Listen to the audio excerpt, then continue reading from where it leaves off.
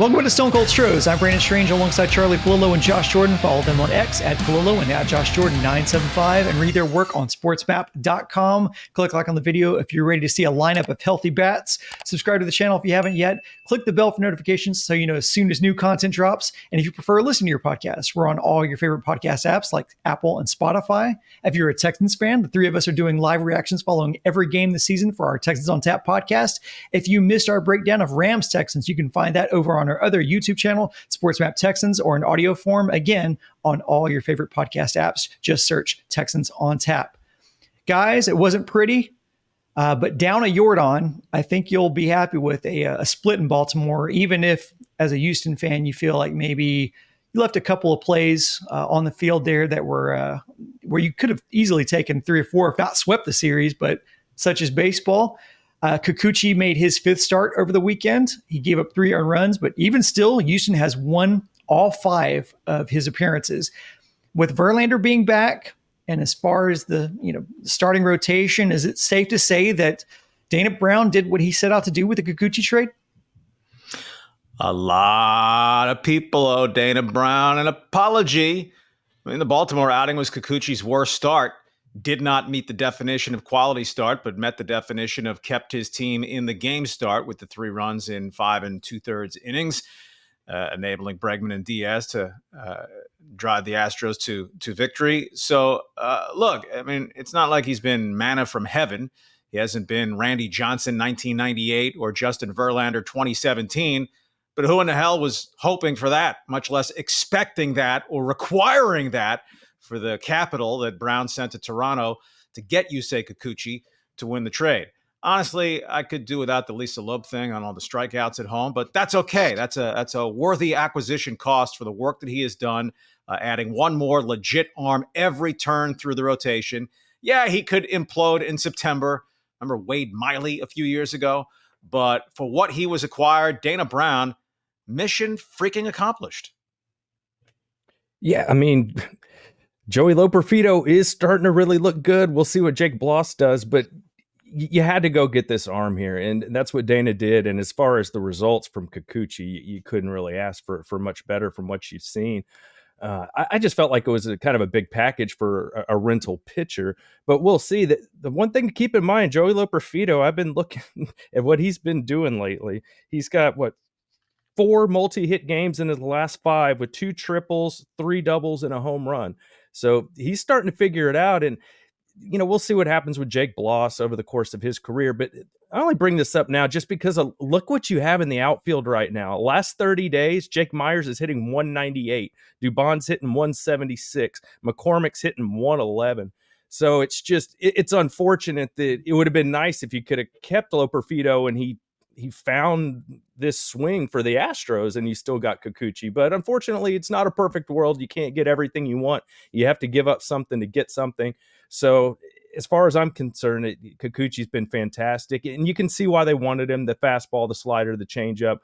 Let's hope he can keep it going. He seems to be really working well with Caratini and the Astros pitching coaches. So keep doing it, Kikuchi. You look great, my man. And the durability. I mean, nothing is fail-safe, but Yusei Kikuchi takes his turn every time through the rotation every year. Yeah, Jack Flaherty would have been a better on-paper acquisition, but if there was any sort of health issues, if the Astros to shy away from a guy like that because of all the pitching injuries that they've had, they wanted someone that they felt they could tweak his arsenal who would at least take the ball. This weekend, the Astros are going to see Michael Lorenzen, another possible trade acquisition, who the Royals seemingly got at a much cheaper price than the Astros paid for Kikuchi. Lorenzen's been spectacular for the Royals, a 1.99 ERA in his 4 starts with them. So in the end, you judge what you did, not what you did not do.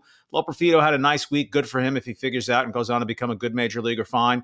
He hit 143 here. He was part of the problem in the Astros lineup over his last 63 at-bats. Will Wagner went 7 for 12 his first 3 games with the Blue Jays. He's 4 for 31 or something like that since. So small sample size, short runs. If you're an Astros fan, you should be giddy at this point that Brown acquired Kikuchi, because it's not as if he single-handedly is carrying the Astros rotation toward the postseason. But, man, what a key cog added. Yeah, and you're right. You didn't need him to be the second coming of Nolan Ryan, but you needed him to be better than Jake Bloss, who was really your only other feasible option in that rotation at that time.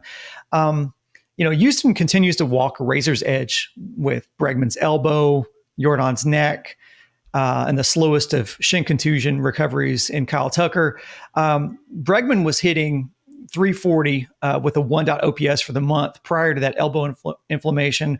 Fortunately, seems that he hasn't lost his rhythm. He's slugging 500 since he's been back with 2 home runs. And all indications, fingers crossed, are that Jordan will be available for the Philly series. Outfield continues to be a problem, as you mentioned, Josh. Astros have been able to win at a decent clip in spite of that, but they will continue to be tested over these next couple of series, assuming there's no more setbacks with Bregman and Jordan, and assuming you can get Tucker back, maybe at the beginning of September. Does a Tucker return put this team in a position to extend the lineup enough to legitimately compete? Big assumption on Tuck. September arrived Sunday. We'll leave him to the side. But, having Altuve, Bregman, Diaz, Jordan, 1 through 4, okay, that's not a good lineup. But if Bregman's going to produce at this level, Altuve popped a couple home runs in Baltimore, but in August, he's been very hitting in the 240s, OPS about 725. If he has a finishing kick with maybe a little more rest mixed in along the way, you can be top heavy. And in a way, they're not doing so, but it's as if the Astros are almost taunting Seattle or sending up warning flares to other American League teams that, we can play anybody and we're going to figure out how to win enough games. Hey, Ben Gamble, come on down, and contributes 2 hits in an Astros win. Just a game here where Whitcomb or DeCenzo produces. Mauricio Dubon has been an atrocity offensively for over 2 months. It feels like he's had about 2 hits in the 2 months. They both won games. And then he makes that incredible catch, to me, defensive catch of the year over Loperfido's juggling act, because Dubon, the ground that he covered in a 5-3 game and putting himself in great physical peril, right? So I'm calling out the Astros defensive play of the year to this point. Jeremy Pena, frankly, his shortstop defense has deteriorated significantly for whatever reason. You can actually have fielding slumps, but Pena's power has picked up. So, he's contributing here and there offensively. Should he be a cleanup hitter in a good lineup? No, never. But necessity as the mother of invention. So here they sit. And again, the fact that they're in the American League West has absolutely been a lifesaver. They're not within 5 games of first place in any other division, but they're in this division. And so the Mariners taking 2 out of 3 from the Giants over the weekend. The Astros splitting 4 in Baltimore. That's a win. Right? Baltimore's really good. The Orioles can win the World Series. So can the Astros. There are 5 weeks left in the regular season. The Mariners have to make up a game per week. That's pretty heavy lifting. The Astros just go 500 the rest of the way, 16-16. The Mariners are looking at needing to go like 21-11 in their remaining games. They're almost certainly going to have to win the series at Minute Maid Park the last week of the season. In doing so, they'd also take the season series if you get down to a tiebreaker spot. But patchwork lineup or not, and it's patchwork lineup. The Astros just keep on paddling. Yeah, you bring up Pena right there. Over the last 30 days, I mean, he's doing better than Altuve in a lot of these columns here. He's got more home runs than Tuve. He's got more RBIs. He's got a higher slugging percentage, but batting average dipped down a little bit. Pena only at 247 over the last 30 days, but you like to see the power coming. And the other thing to hit on, it's pitching. That's why they're winning here. Is I kind of focus down the stats to the last 30 days. They are first in ERA over the last 30 days. They are first in batting average against. But the problem is, you look at runs scored, they're 20th. The Mariners are 17th. The Mariners have scored 5 more runs than the Astros in the last 30 days. So the offense is really kind of fallen off, but the pitching is picked up, and that's what's carrying you. So yeah, if you can get Jordan back going good, if Bregman can push through this elbow, the pitching stays consistently elite like it is right now, I think that's a good recipe for success. Yeah, the back half of the lineup's just not good. You just hope to get the contribution here and there from somebody. Mentioned Gamble that dropped out of the sky. I mean, that wasn't a good acquisition. That was a desperation acquisition. And first game, he contributes. But Caratini's flattened out, right? Law of averages. His career numbers, he's not an 800 plus OPS guy. So more playing time. He starts drifting back toward his career norms. Myers has been terrible for a long time. I mean, let's face it. If Chas McCormick were a horse, he'd be behind the barn. You're wasting starts on him at this point. But, unless you're going to say, hey, Gamble, you're just in there every day. Trey Cabbage, Pedro Leon, everyone they've tried basically has failed. So Joe Espada has to put 9 names in there. It's just going to continue to be extremely top heavy, right? They had the one game last week where the top 4 did it and 5 down. The lineup was 0 for 17 or 0 for 20 in the game. That's just the construct of the Astros lineup. And you know what? There are a bunch of teams that from 5 down in the order, they're pretty feeble. It's just a bit more of a shock to the system for anyone who's followed the Astros in recent years. But this is just what they have now. Well, we know McCormick is capable of hitting better than he's producing right now. We've seen him do it over a couple of seasons, and all of a sudden this season he's just lost it. We saw Joey Loperfido. You mentioned Loperfido. He goes to Toronto. They tweak his mechanics, and all of a sudden, he's hitting well. Again, short sample size, hard to really read too much into it.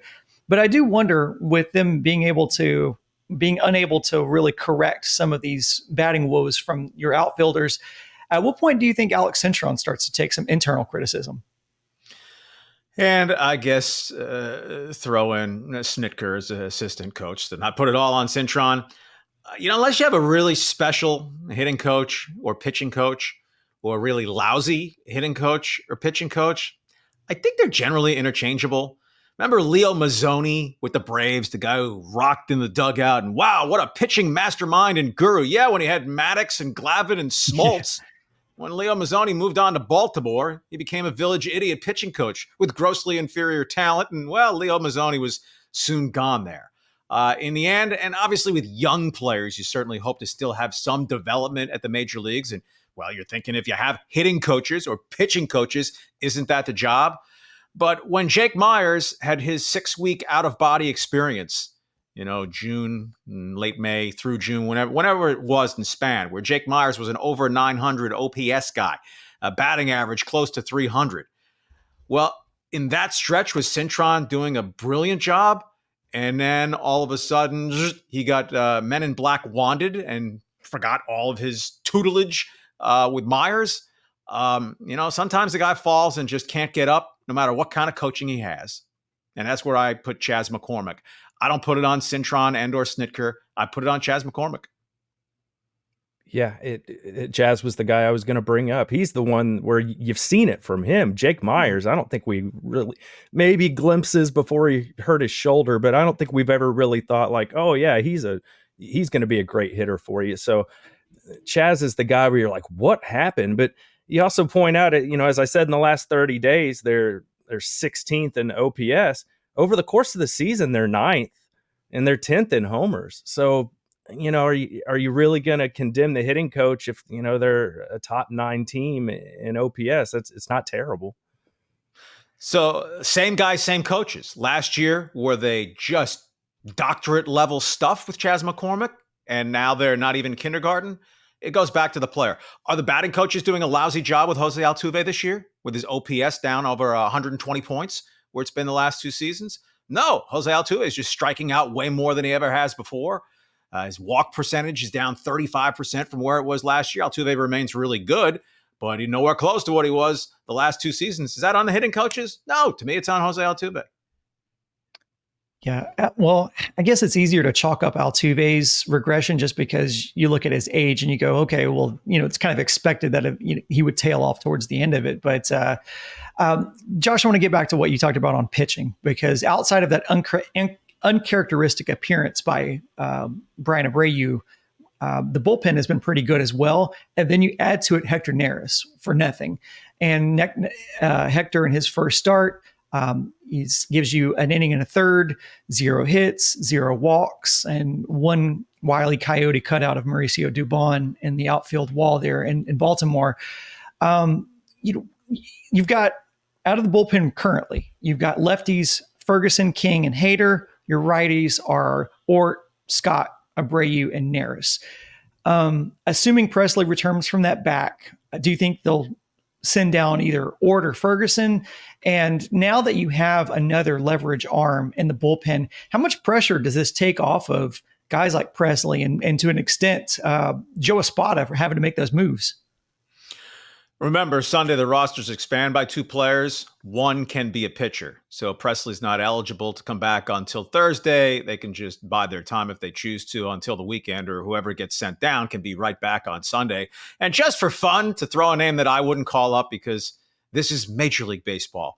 But Forrest Whitley's given up a run in like 1 of 15 appearances since coming off his latest IL stint with Sugarland. So, hey, at least credit to the guy for keep plugging away. Maybe it'll never amount to anything in the major leagues, but, if they wanted to call up a guy, how much do you really need to carry 3 lefties in your bullpen the way the Astros use their bullpen? So if you consider Ferguson your worst pitcher, it's not like Dana Brown's admitting that he screwed up in trading for Caleb Ferguson. You didn't give up anything of consequence to get him. In terms of Neris, let's see a little more. He was not good with the Cubs this season. Encouraging first outing, but also the beneficiary of that spectacular Dubon play. Neris, in the end, you are what your final numbers dictate you are, but his 1.71 ERA was belied by metrics that suggested he wasn't nearly that good. He had all kinds of defensive help and just some good fortune. But if you get anywhere close to that, Neris, in the overall results, of course, it fortifies the bullpen. Abreu, I've grown a little weary of hearing how much he's been overworked. Barely in the top 10 in innings pitched as a reliever. If you're 27 years old, you should be able to handle the workload. He hardly ever is asked to go beyond 1 inning. He's 64 innings, 64 and a third innings pitched going into the week. The command just goes off every once in a while. And I mentioned Neris pitched in really good luck with the Astros. Sometimes you pitch in really bad luck. At the Santander Grand Slam, there's nothing wrong with that pitch. It was a foot above the strike zone. Santander just went up and killed it. The guy has 38 home runs for a bunch of reasons. And then you come back with Taylor Scott, who's really been fading. Scored upon in 5 of his last 12 outings. That doesn't include the Jackson Holiday, a 3-run double on a spinner that cost him the game Saturday. So, I think Taylor Scott is a guy who sees the workload reduce some with Neris because he just has not pitched all that well now over a 3 or 4 week period. I loved what I saw from Neris, man. That splitter was looking nasty. They were using him against lefties, which we know that's something that Neris is really good against lefties. And with Presley down, who's also good against lefties, nice to have him. You talk about some of the guys on the margins a little bit. What surprised me with Caleb Ferguson is the eye test. I was kind of like, oh, he hasn't been that great. But I go look at his ERA since he's been with the Astros, 2.89. I mean, that's not bad. But I think it might be a numbers game. And Charlie mentioned they'll be able to, add some more guys as September gets close. So we'll see how it goes. It's funny you bring up the minor league pitcher you just brought up, Forrest Whitley. And I was seeing stuff about how Montero was pitching well on social media lately too. And I'm just like, is he ever going to find it? So it's interesting, but I like this bullpen. I mean, they are loaded. And Neris, to me, he's just a guy that's been there before. He knows everybody in the clubhouse. He's got good stuff. And some of the advanced analytics, they did tell you got a little lucky last year, but you'll take the results. If the ball's rolling your way, you'll take it. And he's got good stuff. He's a veteran. You get Presley back, and we've seen Josh Hader really start to be a little more dependable, knock on wood, lately. So, man, this bullpen's coming together at the right time, and your starting pitching's been fantastic. Arrigetti's had some ups and downs, but he goes out and shows you what he can do against a great lineup like the Orioles the other day. I'm all in on this pitching staff. There's a major comp with this team to the 2005 Astros, the Tombstone team that started 15-30, 333 winning percentage. Astros this year started 12-24, 333 winning percentage. The 05 team then went 3-6 over another 9 games to be worse for a longer period of time. That team then turned it around and just went crazy the rest of the year on the backs of the pitching staff, right? The then National League Astros finished 11th among the 15 teams in runs in 2005, but they did enough. Morgan Ensberg had his career year, and they had a healthy Roger Clemens, Andy Pettit's one good season with the Astros, and Roy Oswalt 1, 2, 3, and then a back end of the bullpen, which was outstanding, and a couple of nondescript games who gave them some depth in the bullpen. Shout out Chad Qualls, just to throw one in there. And that's really what this roster looks like. Cleveland absolutely has the best bullpen in the American League and the best closer in baseball. The Yankees probably have been the second best bullpen in the American League so far this season. Seattle's been good, but is buckling under injuries and workload. Baltimore is straining some under workload. Well, all those teams, except for Seattle right now, would be in the playoffs. You know, in this era where starting pitchers collectively throw fewer innings than ever before in the history of the game, you better have a good bullpen, and the Astros have one that can line up with anybody.